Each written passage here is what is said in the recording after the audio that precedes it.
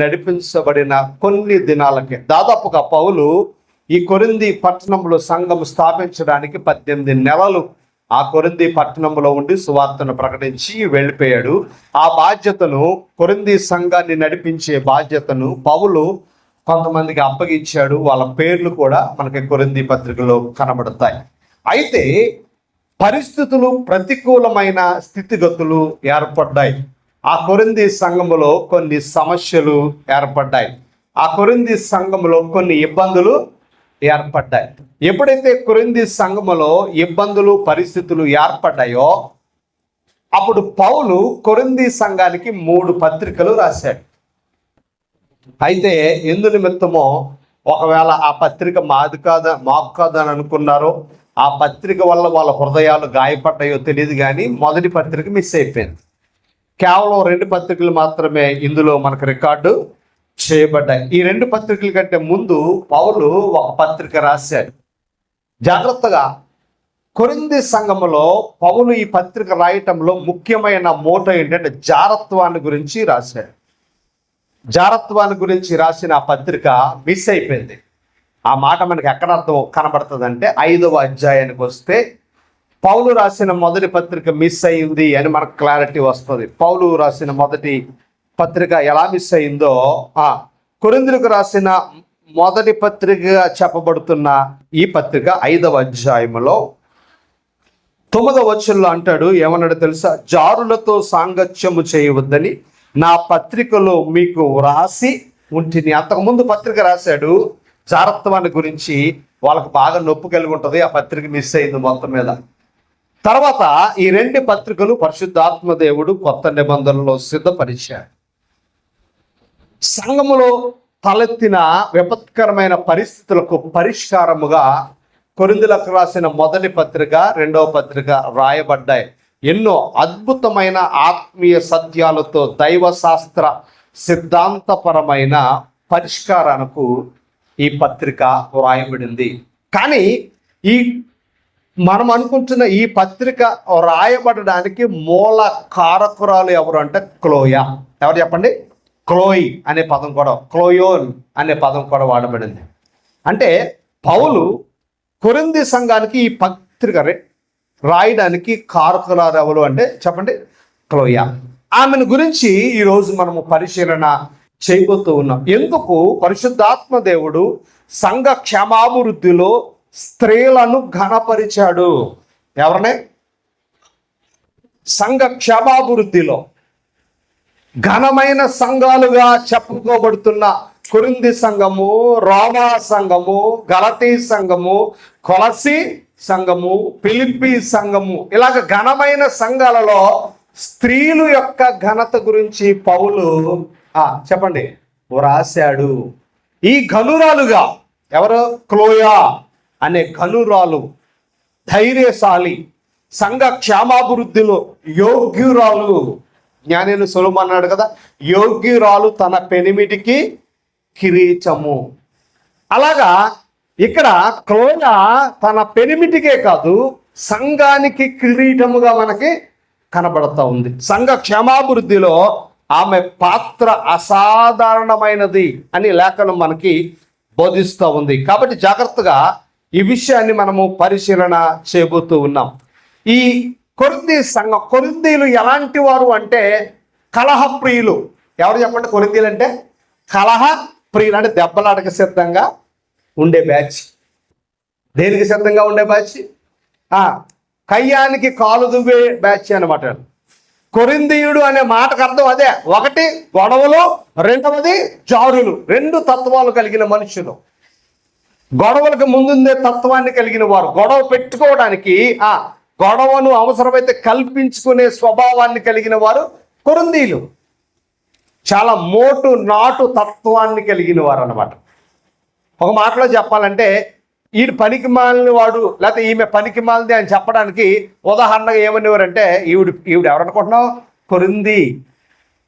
కొరింథీ అంటే అర్థం ఏంటి చెప్పనా? చాలా పనికి మాలిన బ్యాచ్ అని, లేకపోతే చెత్త బ్యాచ్. అంత నికృష్టమైన సాంప్రదాయం కలిగిన ఆ ప్రాంతంలో పౌలు ఒక అద్భుతమైన సంఘాన్ని స్థాపించాడు. ఆ సంఘ స్థాపనలో ఆ సంఘం యొక్క దుస్థితి ఎలా మారిపోయిందంటే, వాళ్ళు దేవుణ్ణి నమ్ముకున్నారు, రక్షణ పొందారు, కానీ వాళ్ళలో పాత స్వభావము పోలేదు. ఏ స్వభావము? గొడవలో పెట్టుకునే స్వభావము పోలేదు, సమస్యలను సృష్టించుకునే స్వభావము పోలేదు. కాబట్టి చాలా అద్భుతంగా ఇంట్రడక్షన్ రాశాడు. చాలా గొప్పగా పౌలు నేర్పరిగా మరి కొరింథీ పత్రికను ప్రారంభించి అలా చెబుతూ ఏమంటున్నాడంటే 10వ వచనానికి వచ్చినట్టాడు, సహోదరులను మీరందరూ ఏకభావముతో మాట్లాడవలనని మీలో కక్షలు లేక ఏక మనస్సుతోనూ ఏక తాత్పర్యముతోనూ మీరు సన్నద్ధులై ఉండవలని మన ప్రభువైన యేసు పేరట మిమ్మును వేడుకొనుచున్నాడు. అంటే బ్రతిమాలుతున్నాడు. ఏం చేస్తున్నాడు చెప్పండి? ఆత్మీయ తండ్రిగా కొరింథీ సంఘాన్ని బ్రతిమాలుతున్నాడు. ఎందుకు బ్రతిమాలవలసి వచ్చింది? అక్కడ ఒక ఆవిడ ఉంది. ఆవిడ ఏం చెప్పిందంటే, ఒక ఇన్ఫర్మేషన్, ఒక వర్తమానాన్ని పంపించింది. ఎవరి దగ్గరికి? పౌలు దగ్గరకు. ఏమిటా వర్తమానం అంటే, అయ్యా మన సంఘ పరిస్థితి ఏమాత్రం బాగోలేదు.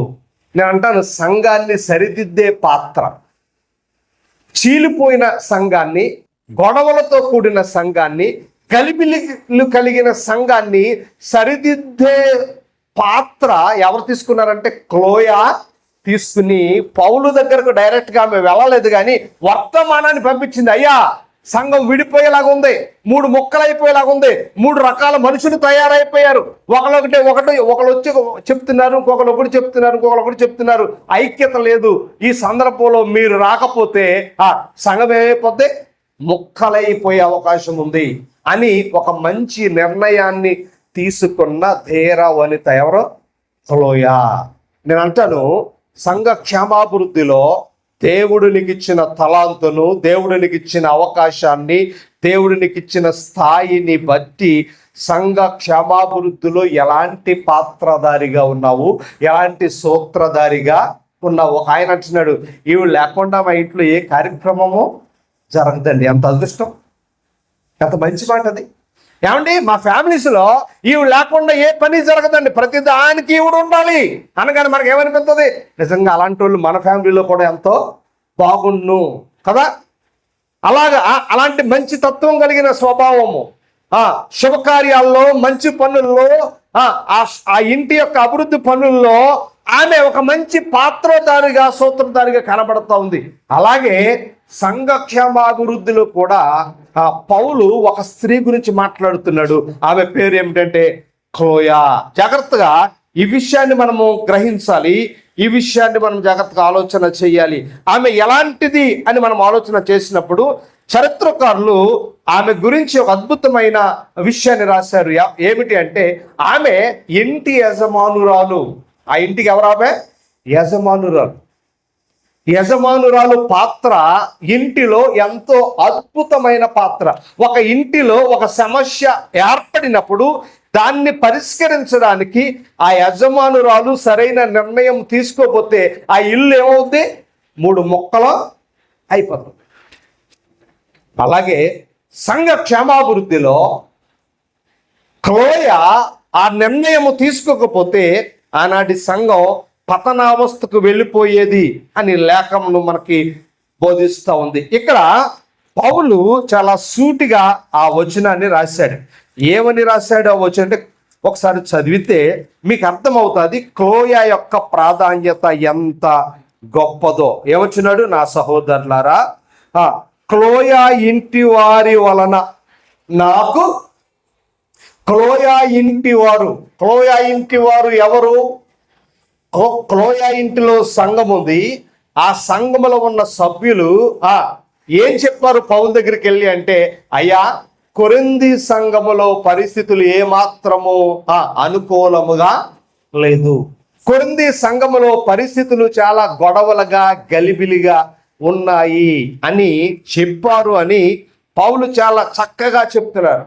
ఇక్కడ మనం గమనిస్తే కొంతమంది మన సంఘంలో విషయాలు, లేకపోతే కుటుంబంలో విషయాలు అందరికీ చేరవేస్తూ ఉంటారు. అవునా? చెబుతా ఉంటారు. అప్పుడు మన విషయాలు బయటికి వెళ్ళి ఎవరైనా చెప్పారనుకో, వాళ్ళని మనం ఏమంటాం? అలా చెప్పేవాళ్ళని చెప్పాలి. మన కుటుంబానికి సంబంధించిన విషయమో మన సంఘానికి సంబంధించిన విషయం బయటికి వెళ్ళి చెప్పారని వాళ్ళు ఏమంటాం? చెప్పాలి, చాడీలు చెప్పేవారు అంటాం. అవునా కదా? చాడీలు చెప్పేవారు. ఎందుకంటే మా గురించి నువ్వు వాళ్ళకి చెప్పవలసిన పని ఏంటి, మా గురించి నువ్వు వీళ్ళకి చెప్పవలసిన పని ఏంటి అని మనం అంటాము. కానీ జాగ్రత్తగా ఆ విషయాన్ని మనం ఆలోచన చేసినప్పుడు దేవుని పిల్లలుగా ఇక్కడ క్లోయ చాడీ చెప్పలే, లేకపోతే లేనిపోని గలిబిలి మాటలు చెప్పలేదు. ఏం చెప్పింది? ఆమె తీసుకున్న నిర్ణయం. ఆమె ఏం చెప్పింది అంటే సంఘములో సమస్య ఏర్పడింది. ఈ విషయాన్ని మనం జాగ్రత్తగా ఆలోచన చేసినప్పుడు, ఈ విషయాన్ని జాగ్రత్తగా పరిశీలన చేసినప్పుడు, ఒక సమస్య ఏర్పడినప్పుడు ఒక స్త్రీగా నువ్వు ఒక మంచి నిర్ణయాన్ని తీసుకోవాలి. ఒక పురుషునిగా సంఘ క్షేమాభివృద్ధిలో సంఘములో సమస్య ఏర్పడినప్పుడు ఒక మంచి నిర్ణయాన్ని మనము తీసుకోవాలి. మంచి నిర్ణయం తీసుకుని ఆ సమస్యలు పెరగకుండా చేస్తే దానికి మించిన అద్భుతమైన పరిచర్య ఈ ప్రపంచంలో లేనే లేదు. క్లోయ ఆ సమస్యకు పరిష్కారముగా పౌలును సంప్రదించినట్లుగా లేఖనం మనకి ఎంతో అద్భుతంగా చెబుతా ఉంది. ఇప్పుడు క్లోయ తీసుకున్న నిర్ణయం సంఘాన్ని చెడగొట్టడానిక, సంఘాన్ని కలపడానిక? అంటే క్లోయ తీసుకున్న నిర్ణయము సంఘాన్ని కలపడానికి. చాలా జాగ్రత్తగా ఈ విషయాన్ని మనం గమనించాలి. అంటే సంఘములో ఏదైనా సమస్య ఏర్పడినప్పుడు, ఇబ్బంది ఏర్పడినప్పుడు దేవుడు నీకు ఇచ్చిన అవకాశాన్ని బట్టి ఒక మంచి నిర్ణయం క్లోయ వలె మనం కూడా ఏం చేయాలి? తీసుకుని సంఘాన్ని బలపరచవలసిన బాధ్యత మన అందరిపై ఉంది అనే విషయాన్ని క్లోయ ద్వారా పరిశుద్ధాత్ముడు ఒక అద్భుతమైన విషయాన్ని మనకి మరి నేర్పిస్తూ ఉన్నాడు. ఆమె ఎవరు అంటే స్వతంత్రురాలు. క్లోయ ధనవంతురాలు, స్వతంత్రురాలు, ఒక అద్భుతమైన వ్యాపారవేత్త. తన కుటుంబ బ్యాక్గ్రౌండ్ గురించి చెప్పదలిస్తే ఆమె ఇంటి పనులు, వ్యక్తిగతమైన పనులు చాలా ఉన్నాయి.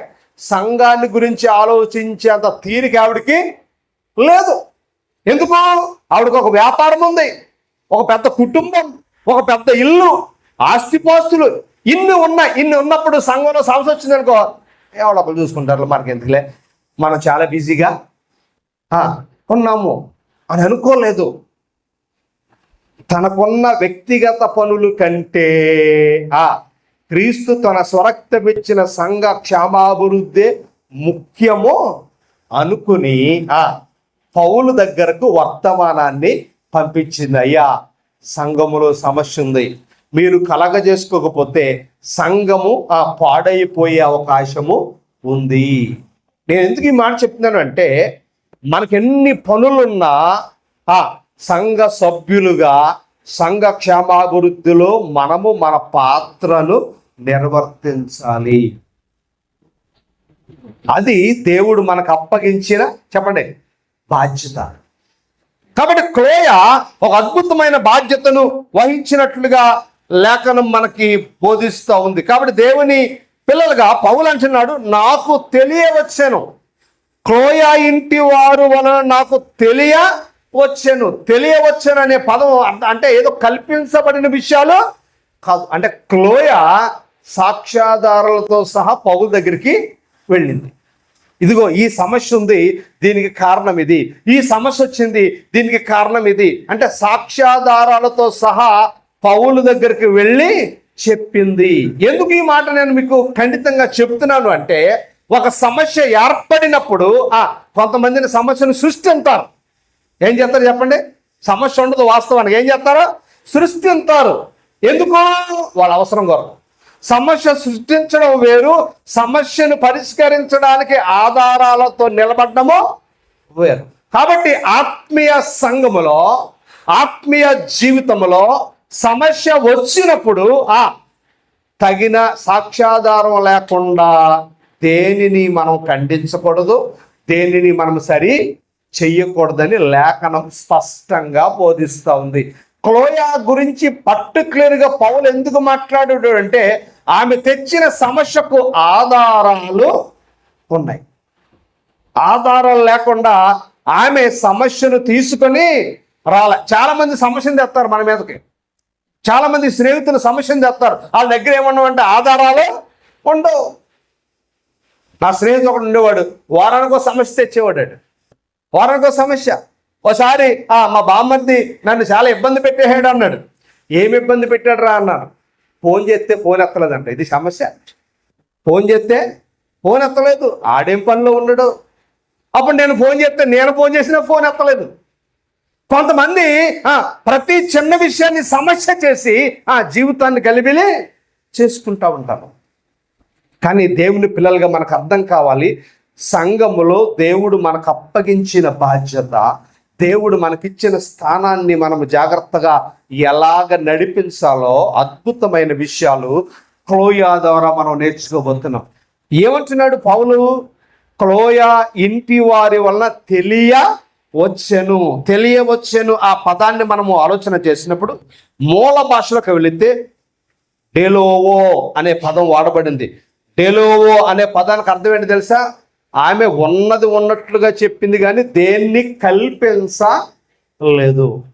కల్పించలేదు. చాలా సందర్భాల్లో సంఘాలు పతనమైపోవడానికి, కుటుంబాలు నాశనమైపోవడానికి కారణం ఏంటి తెలుసా?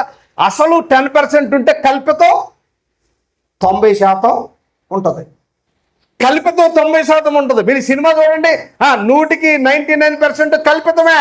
ఏ హీరో 100 మందిని కొట్టలేడు. ఏ మిషన్ గన్ను 1000 మందిని చంపలేదు. ఆడు ఇలా కొడతా ఉంటే మనం ఎంత ఫీల్ అయిపోతామో దాన్ని చూసి. హీరో చెతగొట్టేయడండి, ఆ హీరోయిన్ చెతగొట్టేదండి. కల్పితాన్ని ప్రేమించే స్వభావం మంది. కల్పితానికి ప్రాధాన్యత ఇస్తాం, ఒరిజినాలిటీకి మనం ప్రాధాన్యత ఇవ్వం. కల్పిత మాటలకు మనం ప్రాధాన్యత ఇస్తాం, ఒరిజినల్ మాటలకు మనం ప్రాధాన్యత ఇవ్వం. కానీ ఇక్కడ పౌలు ఎంత క్లియర్గా చెప్తున్నాడు, క్లోయా ఇంటి వారు కల్పించి ఏం చెప్పరా, ఉన్నది ఉన్నట్లుగానే చెప్పారు. కాబట్టి సంఘంలో ఏముంది? తేడా ఉంది. ఎంత క్లారిటీ! నేను అంటాను, దేవుడు మనకు అప్పగించిన బాధ్యత సంఘ క్షేమాభివృద్ధిలో మనం మాట్లాడే ప్రతి మాట ఎలా ఉండాలి? ఖండితంగా ఉండాలి. కల్పితంగా ఉండకూడదు. కల్పితంగా ఉంటే యేసుప్రభు ఎప్పుడో చెప్పాడు, మత్తయి సువార్త ఎన్నో అధ్యాయం కదా, వ్యర్థమైన ప్రతి మాటకి నువ్వేం అప్పగించాలి? లెక్క అప్పగించాలి. దేనికి? వ్యర్థమైన ప్రతి మాటకు నువ్వు లెక్క అప్పగించాలి. ఎక్కడుందని మత్తయి సువార్తలో చాలాసార్లు చెప్పాను మీకు. ఎన్నో అధ్యాయము చెప్పాలి, ఒకసారి చూడండి. మత్తయి సువార్తలో ఎంత క్లియర్గా చెప్పాడో. 12వ అధ్యాయము అనుకుంటాను. 12 కదా మత్తయి సువార్త.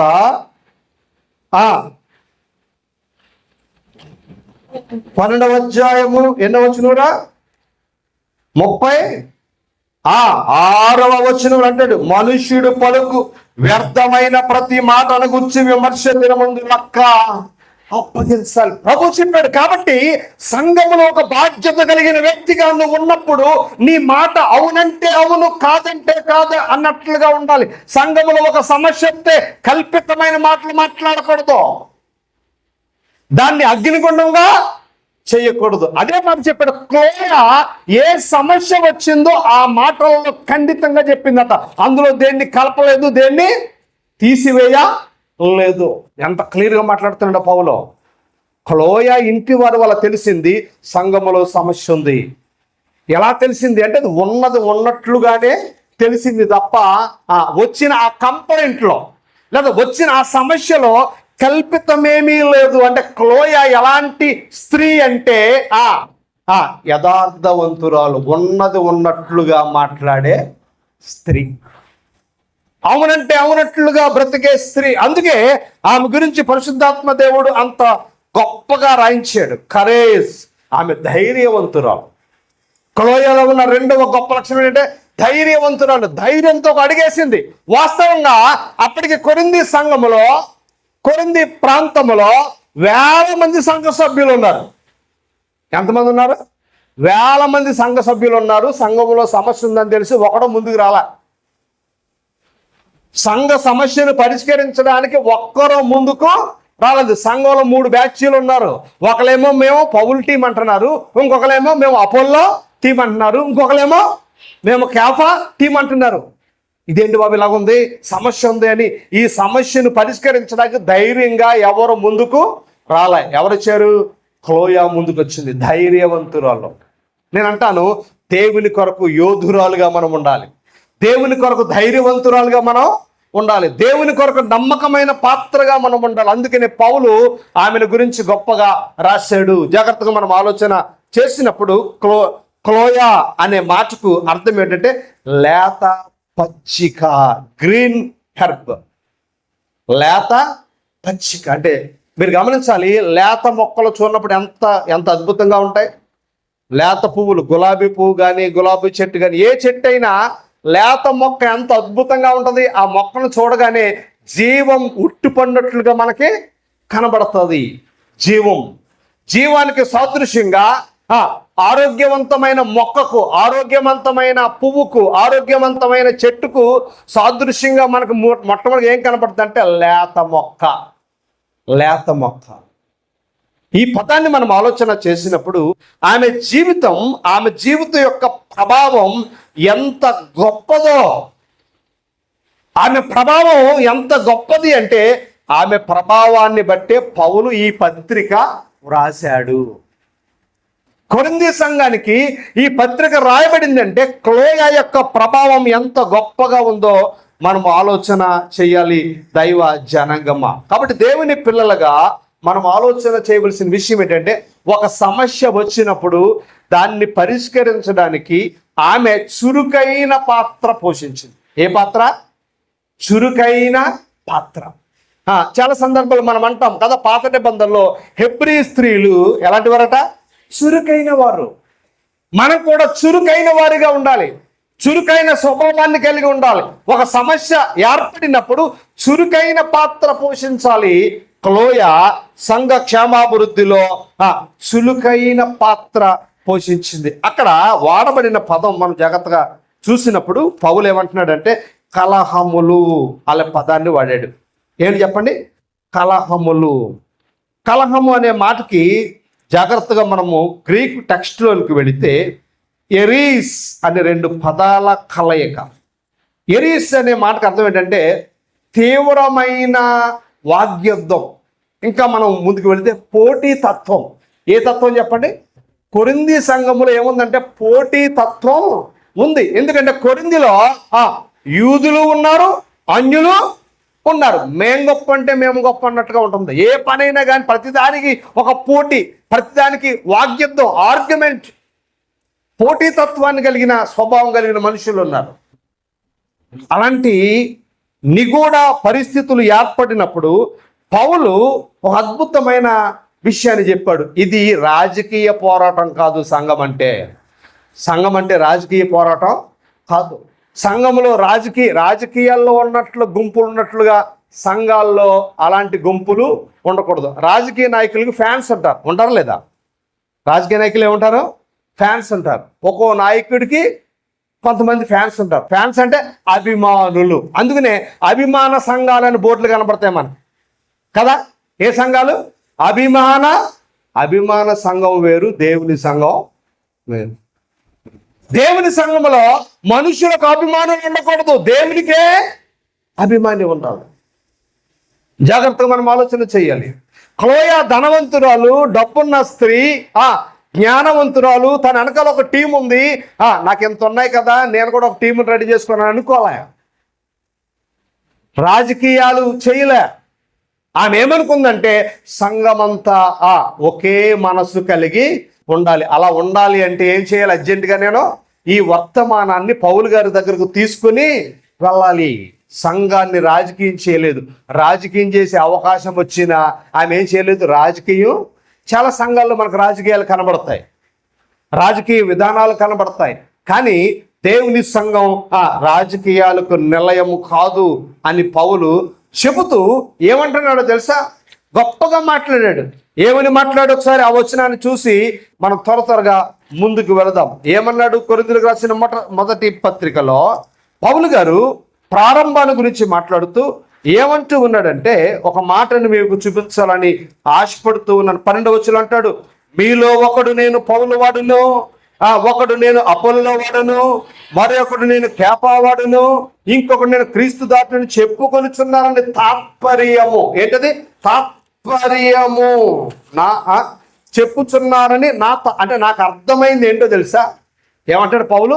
నాకు అర్థమైంది ఏంటంటే మీలో నేను పౌలు గారి ద్వారా రక్షింపబడ్డాను, నేను పేతురు గారి ద్వారా రక్షింపబడ్డాను, నేను అపోల్లో ద్వారా రక్షింపబడ్డాను, నేను క్రీస్తు ద్వారా రక్షింపబడ్డానని మీరు అనుకుంటున్నారంట అంటున్నాడు. మీరు అనుకుంటున్నారంట పౌలు గారు లేకపోతే సంఘం లేదనుకుంటున్నారంట, అపోల్లో లేకపోతే సంఘం లేదని అనుకుంటున్నారంట, పేతురు గారు లేకపోతే ఆరాధన లేదనుకుంటున్నారంట. పౌలు ఎంత క్లియర్గా మాట్లాడుతూ ఉన్నాడో. నేటి దినాల్లో సంఘాలు కూడా అలాగే ఉన్నాయి కదా. సంఘాలు ప్రభువుని ప్రేమించే సంఘాలు లేవు, ప్రభు కొరకు నిలబడే సంఘాలు లేవు. యేసు ప్రభుని ఎన్ని తిట్టినా ఎవడో మాట్లాడడం, యేసు ప్రభుని అమ్మనాభూతులు తిట్టినా ఎవడో అదే పాస్టర్ గారిని తిట్టండి, ఆ సంఘం అంతా ధర్నా చేస్తారు. ఎవరిని తిట్టండి? పాస్టర్ గారిని తిట్టండి, ఆ సంఘస్థులందరూ ఫ్లెక్సీలు వేసేస్తారు. వీళ్ళు ఎవరిని ఫాలో అవుతున్నారు చెప్పాలి? అమ్మగారిని ఫాలో అవుతున్నారు, అయ్యగారిని ఫాలో అవుతున్నారు. క్రీస్తుని ఫాలో అయ్యేవారు ఎవరో లేరు. ఆ అయ్యగారు చాలా బాగా వాక్యం చెప్తాడండి, ఆ అమ్మగారు చాలా బాగా ప్రార్థన చేస్తుందండి. అంటే మనుషులను రాజకీయ నాయకులు ఏ రీతిగా రాజకీయాలు చేస్తున్నారో ఆదిమ శతాబ్దంలో అంటే క్రీస్తు శకం 53వ శతాబ్దంలో సంఘానికి వచ్చింది రాజకీయం వచ్చింది. ఎవడు రాజకీయం వాడదన్నట్లు అయిపోయింది. దానికి ఆన్సర్ చెప్తున్నాడు పౌలు. ఏమంటున్నాడు? మీరు అనుకుంటున్నారేమో పౌలు నాకు రక్షణ ఇచ్చాడని, లేకపోతే అపోల్లో నాకు రక్షణ ఇచ్చాడని, లేకపోతే పేతురు నాకు రక్షణ ఇచ్చాడని అని మీరు అనుకుంటూ ఉన్నారేమో అంటూ ఒక అద్భుతమైన విషయాన్ని చెప్పాడు. జాగ్రత్తగా మాటలు మీరు చదివితే ముందుకు వెళితే చాలా అద్భుతమైన విషయాలు పౌలు గారు మాట్లాడుతూ ఉన్నారు. ఏమని మాట్లాడుతూ ఉన్నారో తెలుసా? ఒక్కసారి ఆ విషయాన్ని మనం జాగ్రత్తగా ఆలోచన చేసినప్పుడు ఏమంటూ ఉన్నాడో ఒకసారి 13వ వచనం అంటాడు, క్రీస్తు విభజింపబడి ఉన్నాడా? పౌలు మీ కొరకు సిలువ వేయబడునా? పౌలు నామమును మీరు బాప్తిస్మము పొందితురా? ఎంత క్లియర్గా చెప్పాడు చూడండి. పౌలు మీ కొరకు చనిపోలే, పౌలు మీ కొరకు రక్షణను సిద్ధపాటు చేయలే.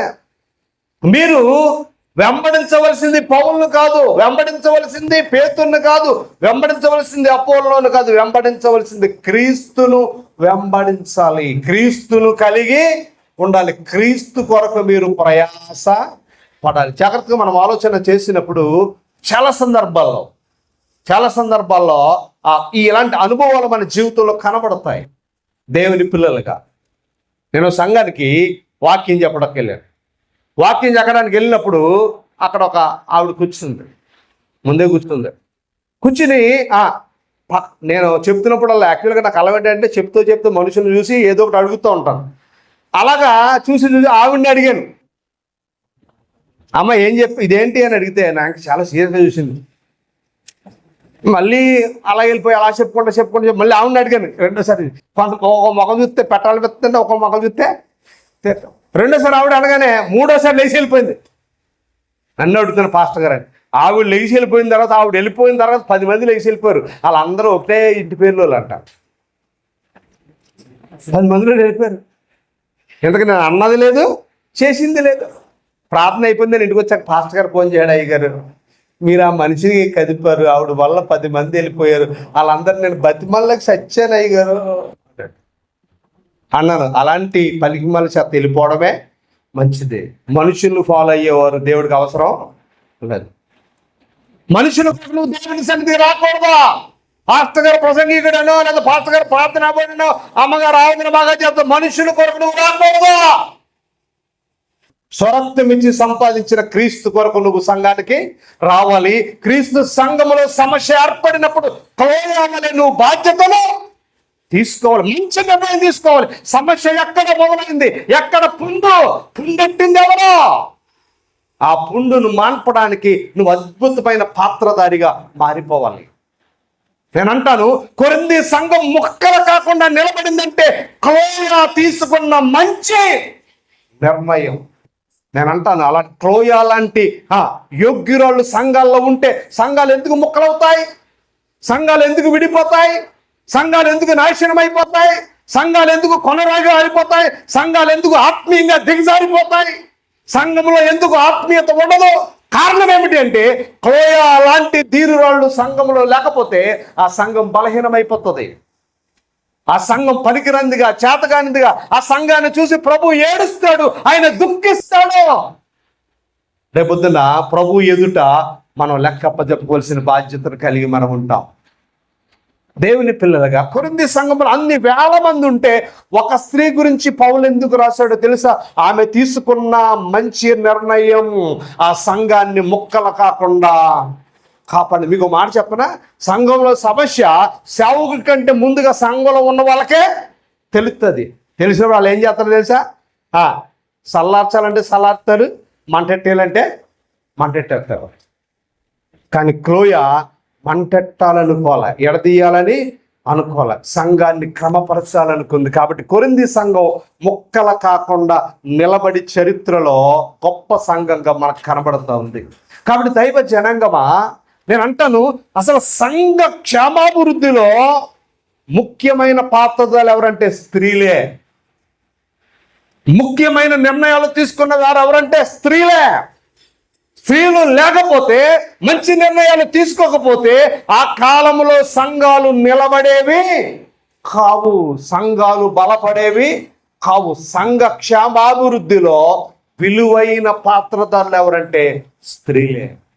కాబట్టి స్త్రీల సమాజం ఒక మంచి స్త్రీగా, ఒక మంచి అక్కగా, ఒక మంచి చెల్లిగా, వయసులో పెద్దగా ఉంటే ఒక మంచి తల్లిగా సంఘ క్షేమాభివృద్ధి వరకు క్లోయా వలె నీవు కూడా ఏం చేయాలి? సిద్ధపడాలి, సంఘం కొరకు ప్రయాసపడాలి. బలా నమ్మకమైన మంచి దాసురాలా, బలా నమ్మకమైన మంచి దాసుడు అనిపించుకునేటట్లుగా స్త్రీ తన విలువైన పాత్రను పోషించాలి అని లేఖనము మనకు బోధిస్తూ ఉంది. ఆమె క్లోయా ఆ సంఘములో మంటను ఆర్పడానికి పౌలును ఆయుత్త పరిచింది. పౌలు దగ్గరికి ఆ వర్తమానం వెళ్ళకపోతే పౌలు ఈ పత్రిక రాసి ఉండేవాడు కాదు, సంఘం ఐక్యతగా ఉండేది కాదు. నేను అంటాను, రోమాపత్రిక వెళ్ళడానికి కారకురాలు ఎవరో మర్చిపోయినప్పుడే. రోమాపత్రిక రోమా సంఘానికి చేరడానికి కారకురాలలో ఫీబే. కొరింథీ పత్రిక కొరింథీ సంఘ క్షేమాభివృద్ధి కొరకు వ్రాయబడ్డ ఆమెకే కాదు, కొరింథీ సంఘానికే కాదు, ఆధునిక సంఘాలకు కూడా అనేక ప్రశ్నలకు సమాధానాలు కలిగిన ఏకైక పత్రిక ఈ రెండు పత్రికలే. ఈ రెండు పత్రికలు అద్భుతంగా రాయడానికి ముఖ్య కారకురాలు ఎవరో? క్లోయా. కాబట్టి దేవుని పిల్లలుగా ఒక క్లోయా వలె మిమ్మల్ని మీరు సిద్ధపాటు చేసుకోవాలి. ఓ క్లోయా వలె మిమ్మల్ని మీరు సంఘ క్షమాభివృద్ధిలో అద్భుతమైన పాత్రదారులుగా వాడబడాలి. ఈ 2026లో సువార్త సంవత్సరములో స్త్రీలు ప్రముఖమైన పాత్ర పోషించి దేవుణ్ణి మహిమపరచాలి. అట్టి కృప దేవుడు మనకు అనుగ్రహించును గాక.